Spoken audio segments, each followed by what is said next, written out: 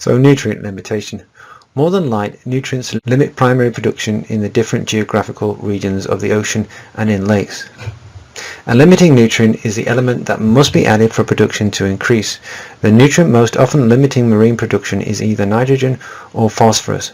Concentrations of these nutrients are very low in the photic zone because they are rapidly taken up by phytoplankton and because detritus tends to sink. As shown in the image on the right hand side of the screen, nutrient enrichment experiments confirmed that nitrogen was limiting phytoplankton growth off the south shore of Long Island, New York. So practical applications of this work include preventing algae blooms caused by nitrogen pollution that fertilizes the phytoplankton. In addition, eliminating phosphates from sewage, once thought to be the cause of the problem, will not help prevent algae blooms until nitrogen pollution is controlled. The micronutrients nitrogen and phosphorus are not the only nutrients that limit aquatic production. Several large areas of the ocean have low phytoplankton densities despite relatively high nitrogen concentrations. The Sargasso Sea, a subtropical region of the Atlantic Ocean, has some of the clearest water in the world because of its low phytoplankton density. Nutrient enrichment experiments have revealed that the availability of the micronutrient iron limits primary production there. The results of those experiments can be seen in the table on the left-hand side of the screen. Wind-blown dust from land supplements most of the iron to the oceans, but it is relatively scarce in the Sargasso Sea and certain other regions compared to the oceans as a whole. Nutrient limitation is also common in freshwater lakes. During the 1970s, scientists showed that the sewage and fertilizer runoff from farms and gardens added considerable nutrients to lakes, promoting the growth of primary producers. When the primary producers die, detritivores decompose them, depleting the water of much of all of its oxygen.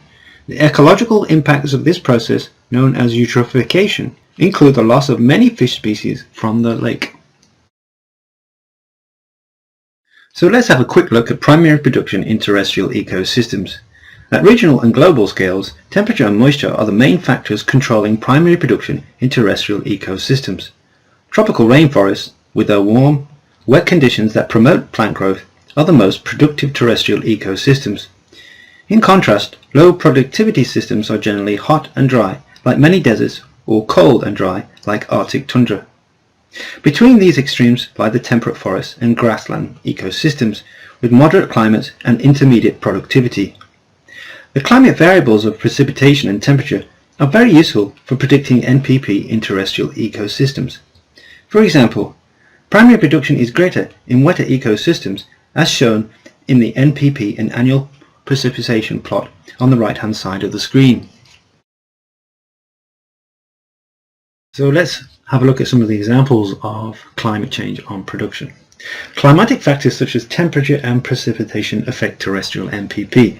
Thus we might expect that climate change could affect production in terrestrial ecosystems, and it does. For example, satellite data showed that from 1982 to 1999, NPP increased by 6% in terrestrial ecosystems. Nearly half of this increase occurred in the tropical forests of the Amazon, where changing climatic patterns have caused cloud cover to decrease and thereby increasing the amount of solar energy available to primary producers. Since 2000, however, these gains in NPP have been erased. This reversal was affected by another aspect of climate change, a series of major droughts in the southern hemisphere. Another effect of climate change on NPP can be seen in the impact of hotter droughts on wildfires and insect outbreaks. Consider forests in the American Southwest. In recent decades, the forests of this region have experienced droughts driven by climate warming and changing patterns of precipitation. This is especially evident in the recent droughts in California. So let's have a look now. Dry conditions up and down the west coast tonight, and the fears that an already bad drought could get even worse once the summer heat truly takes hold. The drought's impact clear in places like Folsom Lake, California, critical to the state's water supply. Officials tonight sounding the alarm about the effects of climate change and the new normal that might come with it. Our Zareen Shah reports from the critically low reservoir.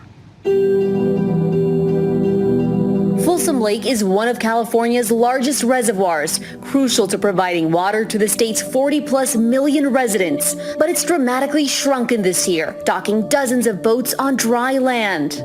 We recognize that we're in a race against time to protect our communities and our natural places from the impacts of climate change. People can normally launch boats off of this ramp, especially during this time of year. But as you can see from our drone, those levels are so low, it takes at least a quarter of a mile to get to that water. Relentless heat and dry conditions evaporating the already below average snowpack in the nearby Sierra Nevada mountains that supplies the reservoir. If this was a normal time and this lake was full, how far underwater would we be right now? So right now we'd be about 70 feet underwater. The normal, Richard Preston LeMay has been overseeing Folsom Lake for over 15 years. What exactly is this water right here used for? So the water that we're on right now is used for a variety of things, from drinking water for some of the local municipalities. It's also used downstream on the American River for the fisheries habitat, and then for other water consumers downstream for farming, agricultural purposes. The superintendent of Folsom Lake Park says the already parched drought conditions are a major concern ahead of what's likely to be a bone-dry summer. Unless something changes, this is going to be one of the most dire summers that you've ever seen here. It is, yes, for sure. 100% of the state of California suffering a worsening drought, posing a threat to farmers. The state's hydroelectric power plants, which could mean rolling blackouts throughout the state, and wildfire danger that could displace numerous communities. Climate change worsens the extremes that lead to drought, including by making average temperatures hotter and heat waves last longer. Climate change impacts have become a matter of protecting communities in California, worsening wildfire risk, worsening drought, extreme heat. We used to think about preparing for climate change impacts as sort of a future planning exercise for coming decades. Now we're actually responding to it as a public safety imperative.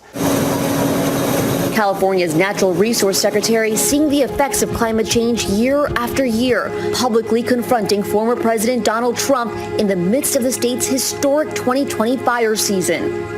If we ignore that science and sort of put our head in the sand and think it's all about vegetation management, we're not going to succeed together protecting Californians. Okay, it'll start getting cooler.